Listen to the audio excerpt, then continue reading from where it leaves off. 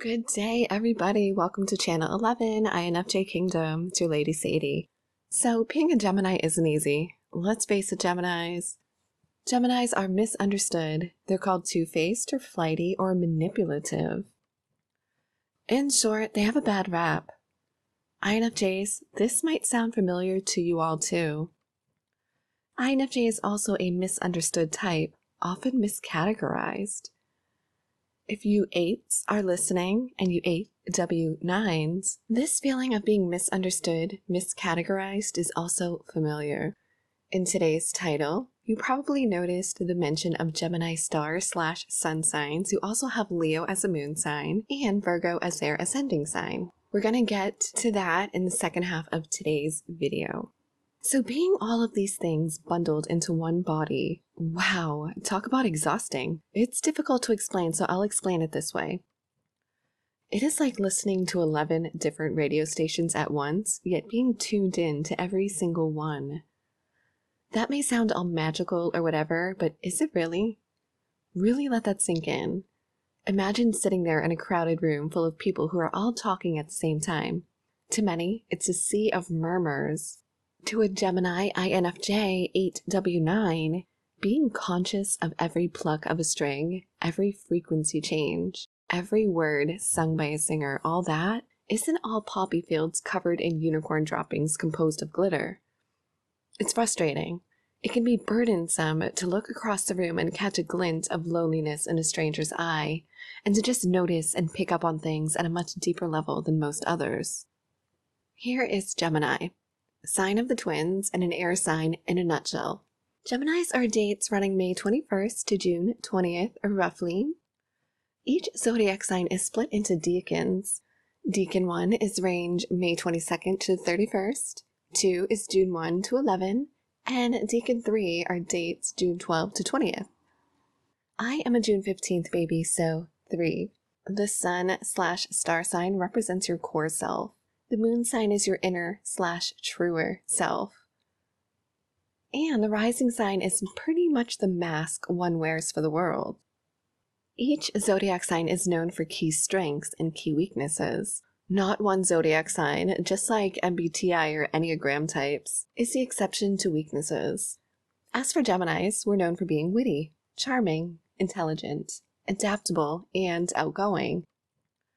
This in itself contradicts with an INFJ's introversion. Gemini weaknesses are judgmental, and keep in mind here, there is a fine line between judgmental and being critical, so I'll take judgmental over critical any day.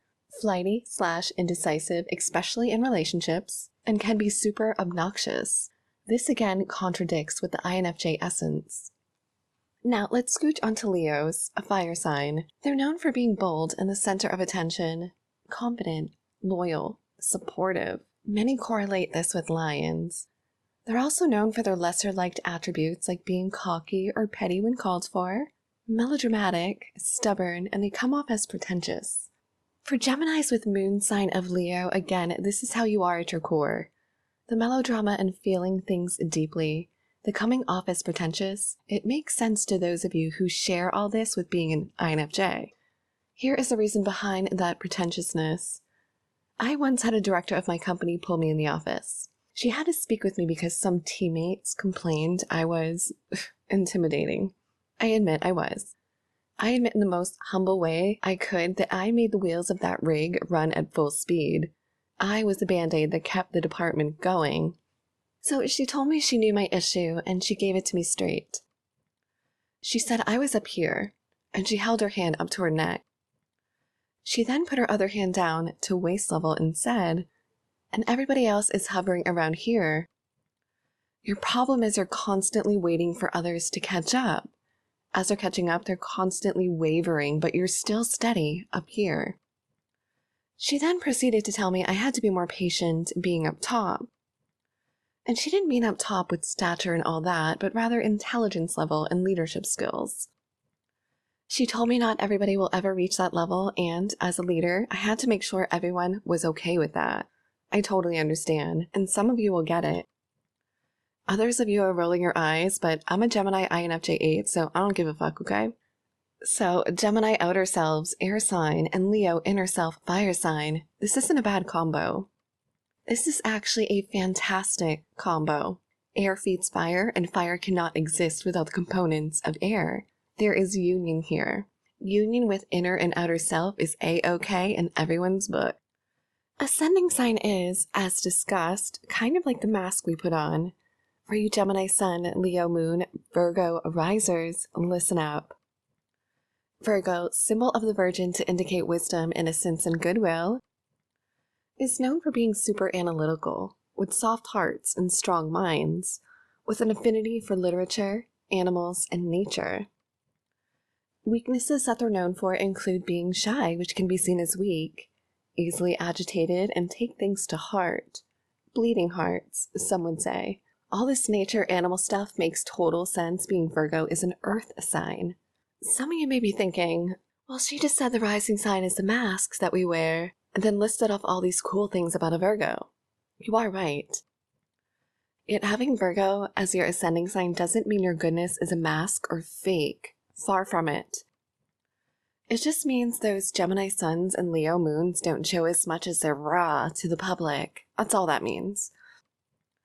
They show what matters, and that is their kindness, their soft timidness, that ability to only make noise when it matters, that introversion and intuition. Got all that? Okay, so moving on to Enneagrams for a bit.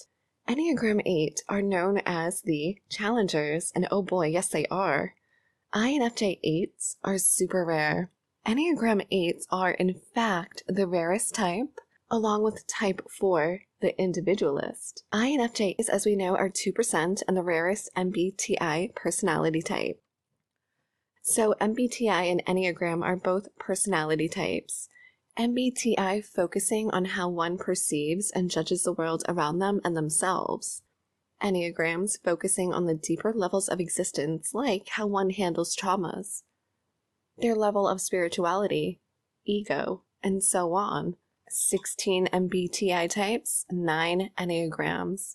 Like MBTI types, with their subtypes and clusters like the A, B, C, and D personality clusters, and A for assertive or T turbulent categories.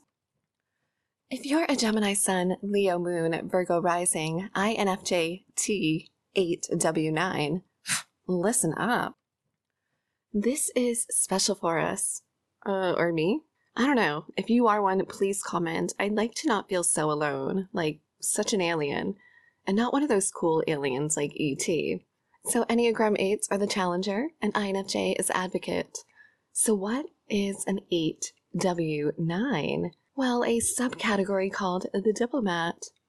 Advocate, diplomat, I see a correlation. 8W9s are confident, like a Leo, and very protective and loyal to their people, like a Virgo and INFJ.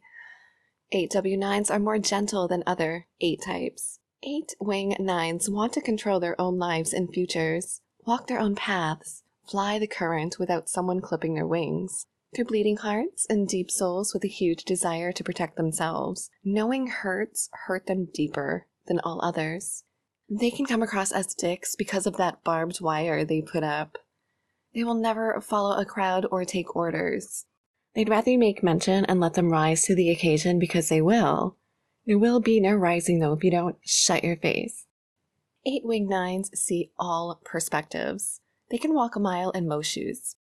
Since they do feel deeper and get irritated over the injustices of the world, much like INFJ, they have quick tempers and flaring tempers. They don't follow the leader or jump on because you say so. Due to this straying from the norm and inability to bend to the unjust or immoral, others see them as assholes or narcissists. It's not that they dislike authority, but they dislike authority.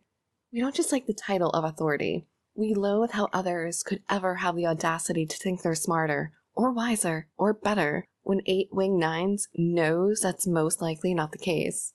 It isn't an arrogance. It's a wider scope on everything. Others need to deal with that or move on and get out of our Gemini INFJ 8-wing 9 way.